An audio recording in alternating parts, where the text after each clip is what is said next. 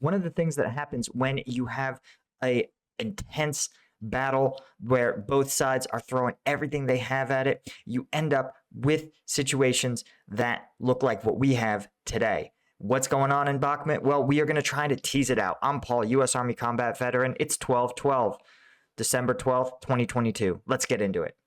Okay, so when we look at the daily update, you can see that there were actually reportedly in the last 24 hours no ground attacks in the Bakhmut area, and just, one report of shelling, but, I imagine that is massive amounts of shelling. But what's fascinating is that there have been ground attacks in the north here near Soledar. And this is, again, as we talked about, Soledar is probably a strong point that's essential if Russia hopes to seize Bakhmut at large. The Ukrainian forces almost certainly know this and are dug in. And as you guys can see, even these attacks, Russian forces have to cover a lot of distance, and there's only one really good approach to Soledar. You can see here that Yakovlivka, which we're going to talk about in a second, could be a stepping stone, but it's more likely a support by fire because you have to cross this big empty field.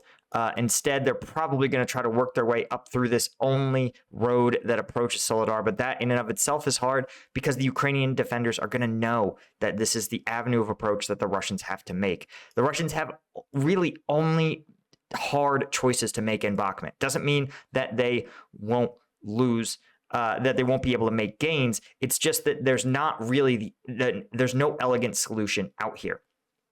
Right. But as you guys can see, like we talked about, Russia also continues to suffer from the strategic problem of having to try to achieve too many operational objectives. They also, of course, want to answer their critics from the DNR, who have been very public about Russia's failure to secure the capital city of their, independent republic, now Russian oblast. And you can see here that they've diverted some of their combat power to pushing in these three regions here, Krasnohorivka, Marinka, and Novogorivka. And you can see each of these represent sort of like a garden path of major stepping stones leading along key, in this case, rivers or routes to and from Donetsk city. But you have to ask yourself, what is Russia's objective? Is it to secure Donetsk city or is it to seize Bakhmut? They have to make that decision and allocate their forces appropriately. You can see here as well, there remains heavy fighting in this contested region north of Crimea, where it looks like the fighting is over this rail line here near Novosibirsk. But again, we only see one ground attack in this area where both sides have been engaged in heavy fighting and have not been able to dislodge the other. When we look over to the territory control map, this is where I think things get interesting and where we really get some insights into what's been going on. First, when we look at Bakhmut, even the map makers have said the situation is difficult to discern what is really going on. And this makes sense, right? When we zoom it out, you can see here that they've assessed an additional small chunk of territory as being Russian held in the eastern part of Bakhmut. But again, I would take this with a grain of salt. I would use these contested lines as much more accurate representation of who holds what where. And as we've discussed, this line where Bakhmut goes from a exurban area to a suburban area is pretty crucial, I would say, terrain. The reason is because you're much more exposed if you have to approach from this route. There's less overhead cover. You are much more exposed to artillery fire, and you have to expose yourself even more to take territory here. In contrast, an urban area, oftentimes the fighting can get so close that things like artillery and airstrikes actually become too dangerous to use due to the risk of hitting friendly forces.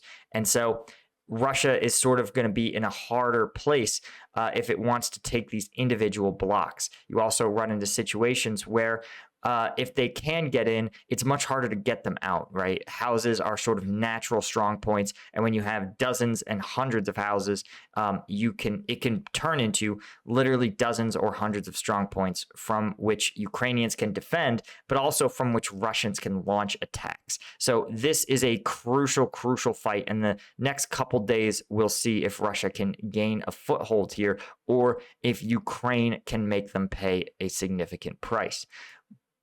But again, as we talked about, it's tough to know. Russia could control all the way into here. Russia could control only these lines depicted. It's really hard to tease out what the reality on the ground is, and is probably changing as we speak. Now, what's also worth noting is here in the north, as we talked about with Yakovlivka, right? An important village that can form sort of a support by fire or defensive strong point in their efforts to take Soledar. But you can see here that initially yesterday, this Yakovlivka was assessed as being Russian controlled. Now, of course, the mappers have decided that no, only the southeast corner of Yakovlivka is probably under Russian control, but it's depicted as being in this bizarre salient, which, as you guys know, is not sustainable, right? Either Yakovlivka is going to be seized by Russia completely, or this salient is going to get booted out by the Ukrainian forces that would be presumably attacking them on two sides. So hopefully you guys understand this is unusual for this usually very reliable maps, and it's a testament to just how fast things are changing on the ground.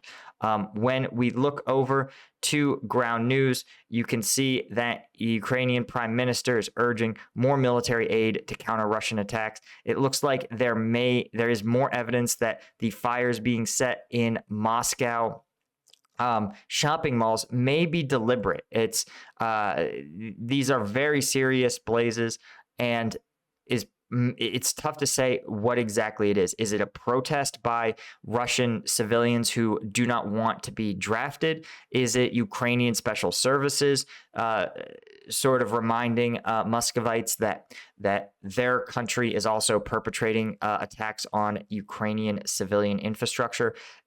Or is it just in the winter, everyone plugs in their space heaters, and in Moscow, that means statistically there's always a couple of shopping malls that light on fire? I don't know, but it is a testament to the fact that in many ways, the war, while the temperature is dropping, the war certainly feels as though it's heating up by a lot of metrics.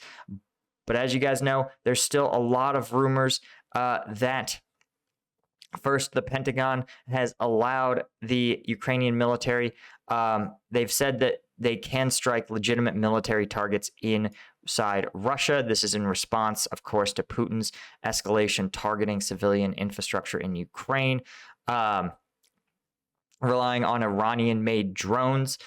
And one of the other things that's worth talking about is that there's a lot of rumors about Russian mobilization in January. There's an expectation that Russia may declare a full mobilization in January, and in doing so would almost certainly infuriate the Russian people. There's also, of course, been going around a lot of viral footage depicting how poor the current crop of mobilized troops are equipped. We've seen some of them with basically toy helmets labeled as replica or toy or non-ballistic helmets. You also, of course, have some videos that depicts Russian body armor as being little more than thin pieces of metal meant to stop probably not much more than like a knife attack. We've seen medical kits that don't even contain cat tourniquets. They just contain rubber pseudo tourniquets and a bandage, and that's the entirety of the med kit.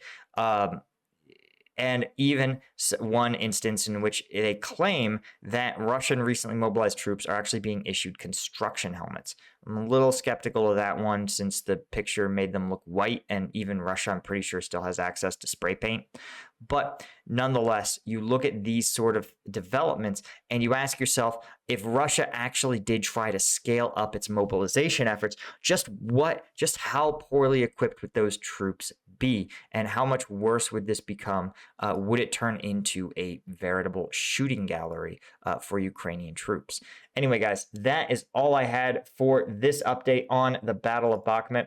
Of course, if you want access to the combat video breakdowns that YouTube won't let me show you, you want to become a member of the Patreon. Thanks so much, my lieutenant tier patrons. You guys really are the ones that keep this whole operation going. And I will see you all in the next one.